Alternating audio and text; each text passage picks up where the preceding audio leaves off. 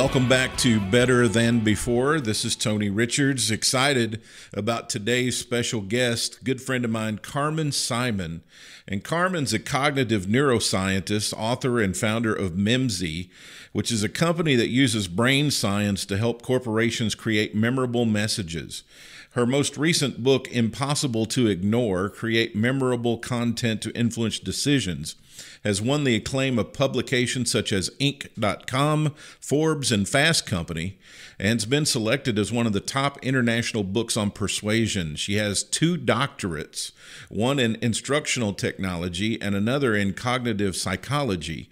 Dr. Simon also teaches at Stanford University and speaks frequently at conferences on the importance of using brain science to craft communication that is not only memorable, but sparks action. After all, what's the use of memory if people don't act on it? Welcome to the show, Carmen. Thank you. Thank you so much for having me, and welcome everyone.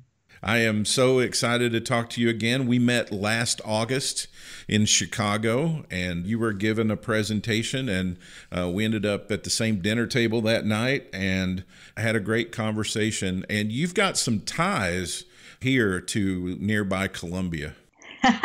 I definitely do, yes. Is it okay if I talk about that, or? Not at all. Columbia is not a town that is top of mind for many people. Right. And I am married to someone who was born there, and our wedding was in Rocheport, Missouri. Yep, just right up the road. And I think your husband actually was born in Higginsville. Isn't that right? Higginsville, yes. Higginsville, which is about halfway between here and Kansas City. And then you guys had your wedding in Rocheport, which is Winery Central over there. And so we found some interesting threads that we had in common just over dinner conversation. Now, you had a unique childhood and background. So tell everybody where you're from, where you grew up. I'm originally from Romania, and I grew up there in very much of a communist context. And I'm smiling because people might have different reactions to that kind of background and upbringing. When you're a kid, you're not really aware of all that's happening and the negative consequences. On the contrary, you build off of what feels satisfying to you at the time. So for us, Santa Claus still came, even though we weren't allowed to call him that. We still had parties. We still snuck out of classes. We did most of the things that adolescents used to do. So I look back on those years with a specific fondness. And of course, as a neuroscientist, if I were to analyze my own brain processes for reflecting on my Romania times and those years, it makes sense because nostalgia is such a sanitized version of the past. So if I were to go back and think, did I really have a good time during those communist years? Of course, I choose to pick out the positive elements. I don't choose to think, well, there are times when we didn't have electricity. There are times when we didn't have any heat in our communist little boxy apartments. There are times when we had to stand in line for specific things that you wanted to eat. We would only get bananas twice a year. But who cares about all of that? Childhood was beautiful. Well, I think one of the things you told me was television was highly controlled, and you only got one American television show. Is that right? Yes, we used to have two TV channels, and one was a mere repetition of the first one. So in case you missed the communist propaganda one evening, you could for sure get it again on that second channel the second day. Right. And so what was the one show you watched? The one show that was religion for all people in Romania, in a country that didn't really endorse religion, was Dallas. You did not miss Dallas on Thursday nights, I think it was. If you would have had to have a great excuse not to join your family or friends to watch an episode of Dallas. But didn't you tell me that you got cut off before the cliffhanger aired? You never got to find out the answer to the cliffhanger, right? Oh, it was just such an intriguing moment. As a neuroscientist, I usually link that to how the brain looks for closure. There was one episode in Dallas where Sue Ellen, one of the prominent women at Southwark Ranch, was seen wearing very inappropriate cleavage. So the communist president and his wife were watching the show, And she deemed that scene so inappropriate that the show was to be off the air. And unfortunately, at the same show, the last scene that we could see was one of the other women from South Fork Ranch was floating on the pool, apparently dead.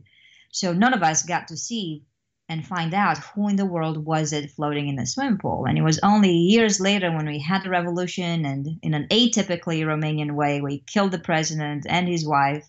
And when we brought things back, forget about freedom of speech or better education, what did we bring back first? It was Dallas. And finally, the brain could come to full closure in realizing that indeed it was Kristen that was floating on top of the pool. You've worked on some pretty cool projects. Why don't you share with everybody some of the things that you've done? I've worked on various projects, all inspired by this fascination of how the brain works. And lately, my research has been geared towards: are we able to impact other people's memories to the extent that we want to?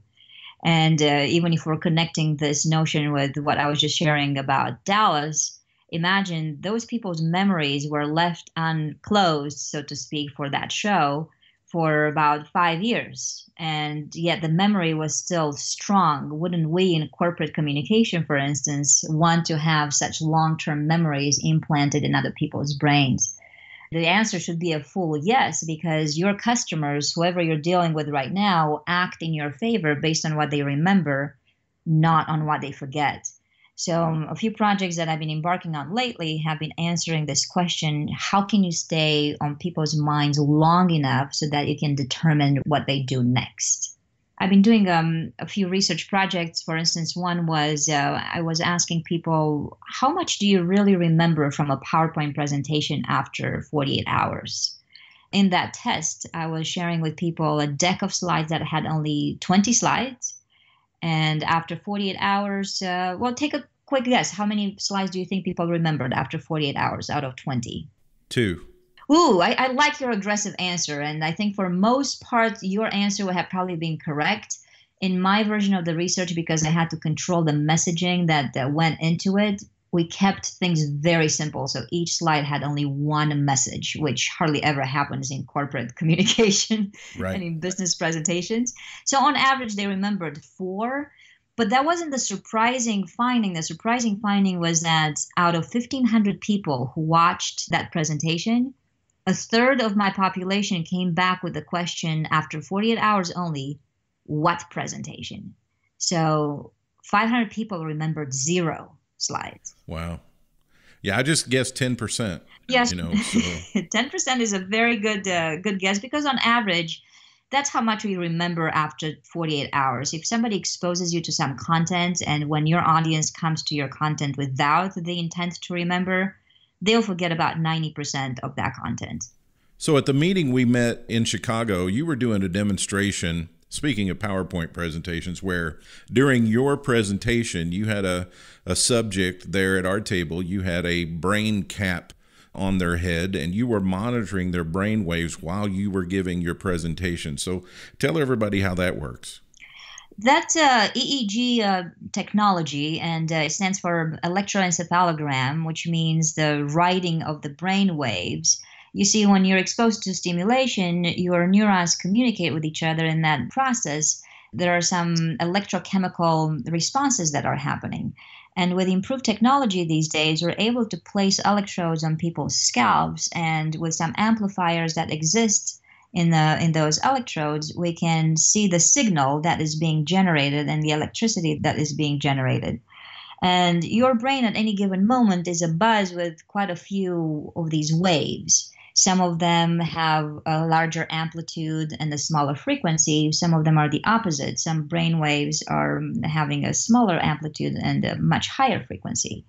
So I can read those at the time that you're being exposed to stimulation, and some of those waves correlate with your sense of attention, your sense of perception, how much focus do you have in the moment, all of these being precursors to memory. So I can tell that if something is gearing you towards heightened attention, then you're more likely to remember those elements. So 2 days or more after an experiment like this, I will send the subject a question, well, what is it that you remember from what you saw? And then I can correlate those memories with what was happening in their brain at the time.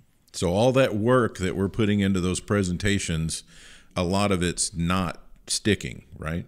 No, no. In fact, most of it is not sticking. And the question becomes then, well, what does stick? What is something that we know for sure can stay in people's minds for a long time? And the more we do these kinds of studies, the more we move away from opinion and move towards evidence. Because so far, how do we know what stays in somebody's memory? Well, you can ask them, or you can observe their behavior. So if they're remembering something, they're more likely to act. But these days, with some of these technologies, we can actually peek underneath the human skull and realize what's happening despite of what you say you're going to remember. Because, for instance, I've done some of these experiments where somebody in the audience is witnessing a boss's presentation. And of course, you have a heightened sense of attention, or you want to, because now it's the boss talking. So surely you should be focused.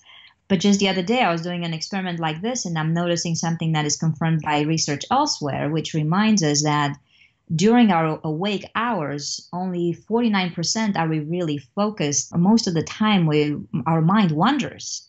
So I could tell that this guy's mind is wandering in real time, and he's not fully focused, although he wants to be. But by default, our brain does wander.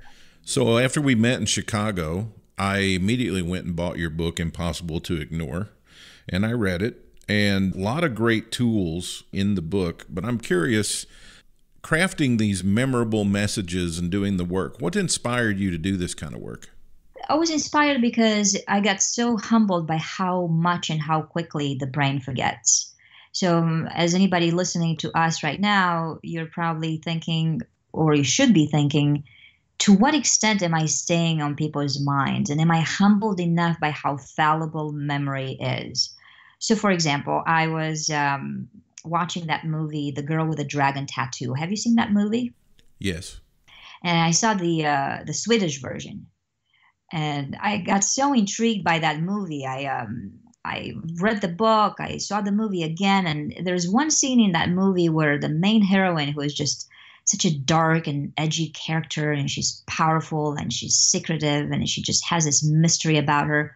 She's seen at one point in a 22-room apartment that she had bought with some illicit money, and she's looking over Stockholm. And there was such a beautiful scene that I thought, I must see what she saw.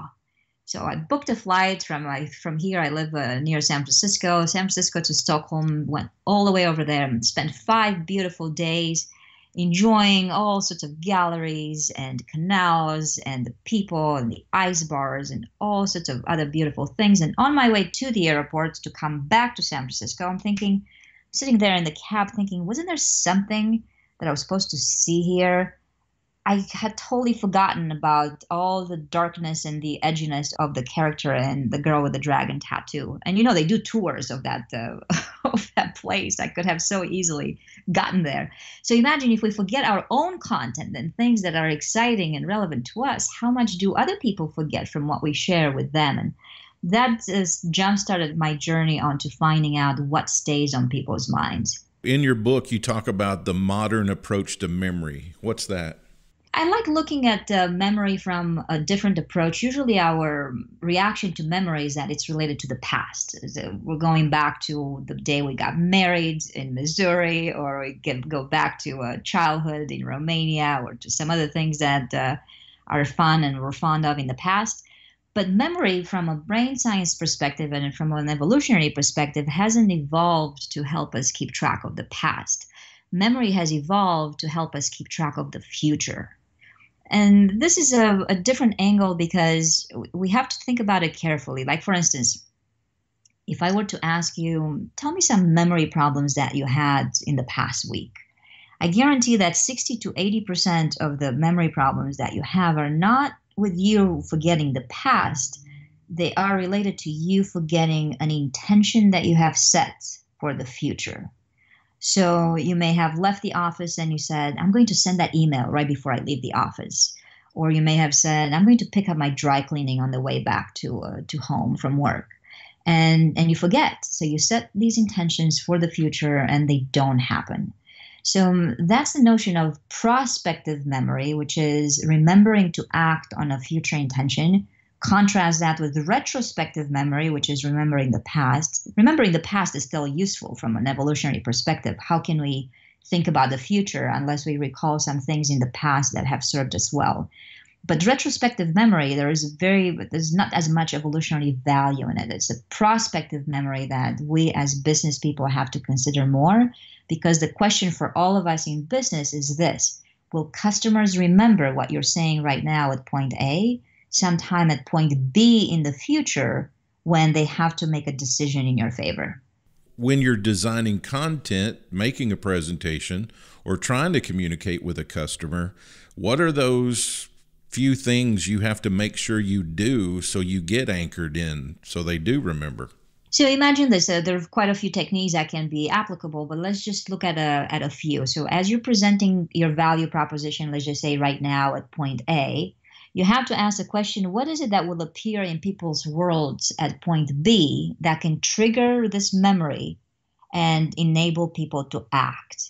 So, for instance, let's just say that we'll take an environmentally friendly example. A lot of people these days are trying to convince us to reuse bags when you go shopping.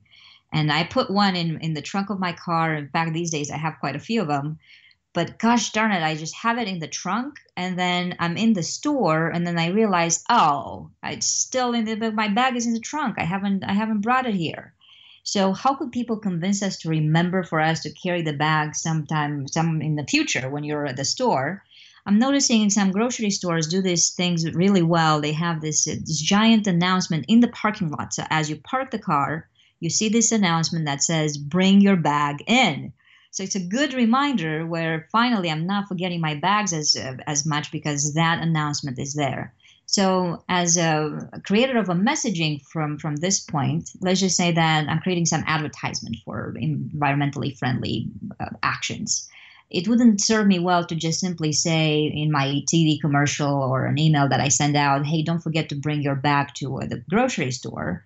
In that message that I create, if I already prime your brain with a message that you're going to see in the parking lot that says, you will bring your bag into the store, see, I'm already putting myself in the future. I already see what you're going to see, and that acts as a trigger.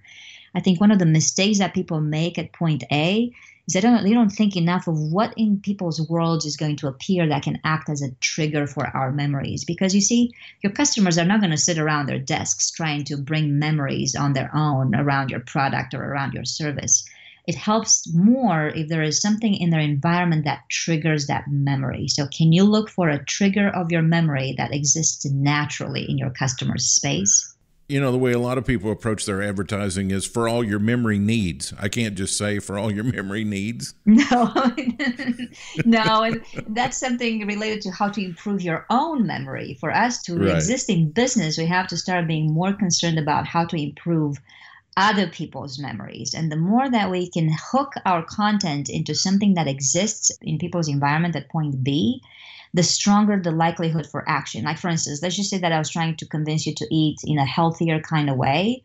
And I knew that each day you would be going to a cafeteria.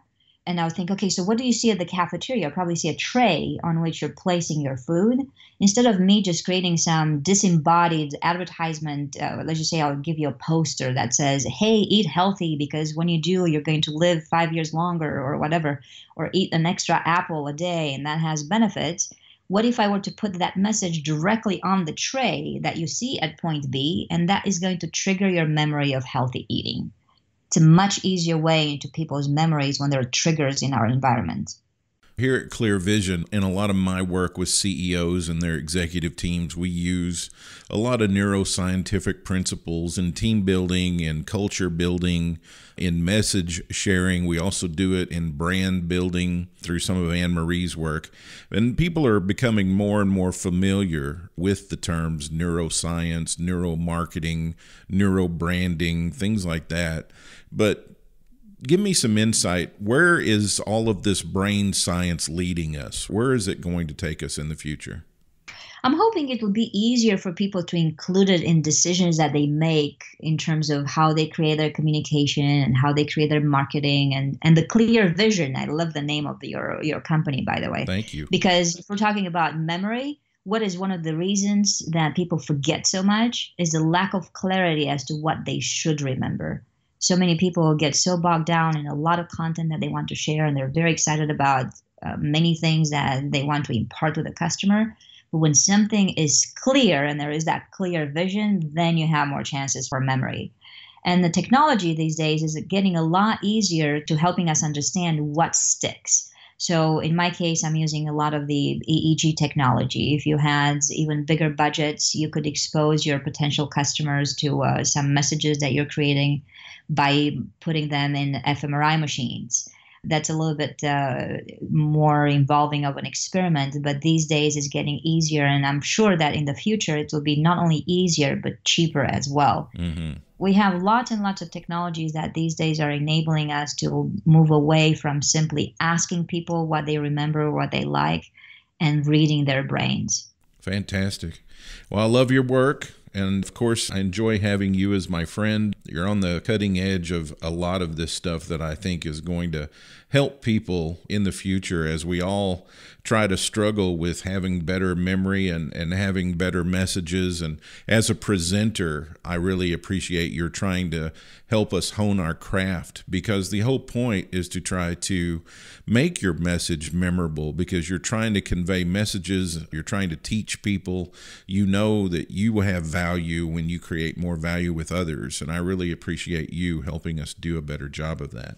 Thank you. And I'm hoping that the clarity of our message for our audience today is to be sure that they have theirs. You bet. When you have a clear message, you're more likely to stay in people's minds, and when you're staying on people's minds, you're more likely to influence what they do next, because people do act on what they remember, not on what they forget. That is the truth.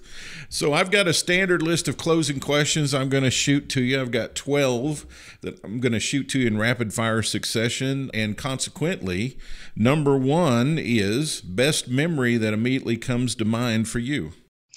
Ooh, we can go just really small and trivial, because sometimes those are the juiciest memories. I'm very hooked on this dessert that's called tres leches. So for anyone listening, if you haven't had this dessert, you got to seek it, because I guarantee that it will create a sweet memory for you as well. Spell it for me. Tres, I think it means three milks in Spanish. So it's Tres and Leches. Okay, great. We can put that in our Google machine. Yeah. Number one hero in your life. Ooh, it changes constantly, but these days it's my mother. My dad passed away a few years back, and now she's rebuilding at the age of 65 a house. She's moving away. She's willing to give up all her old habits and routines in favor of new ones. And since we're talking about the brain, if you, for any of your customers, you can convince them to leave the old behind and seek something new with renewed energy, oh, isn't that a wonderful space to be? One of my favorite sayings is, don't look back, you're not going that way, right? Yes, I like that. Top value you subscribe to. Oh, I really like this notion of ease. When you have ease in your life, many things can happen, because the brain acts on energy, and sometimes it has it and sometimes it doesn't.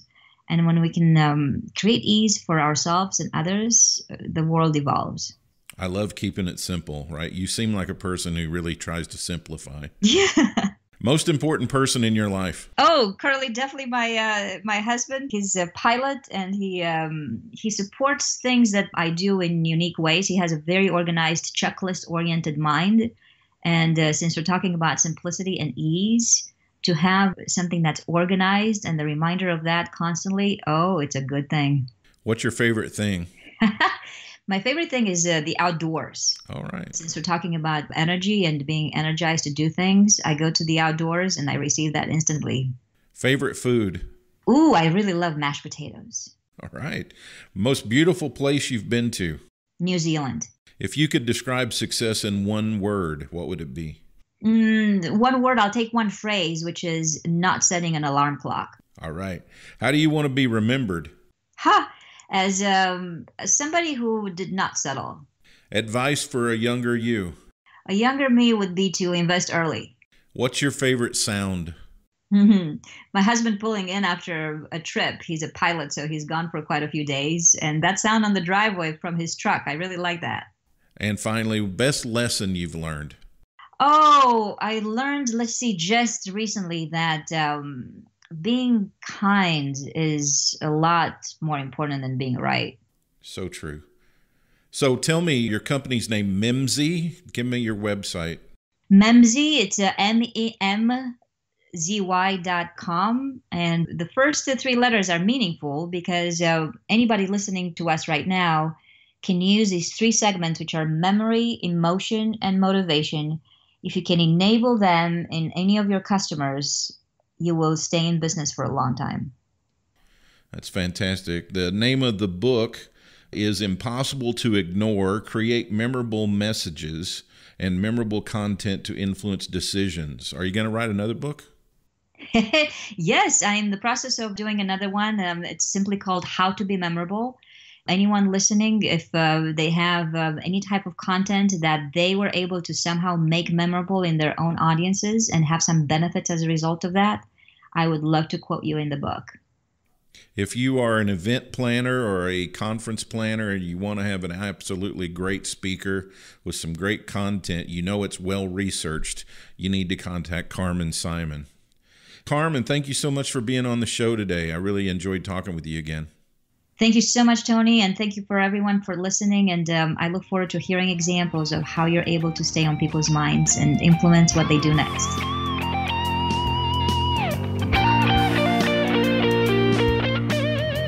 Thanks for joining us. We'll see you again next time for another episode of Better Than Before. This is Tony Richards saying goodbye, so long, and remember, everything gets better when you get better.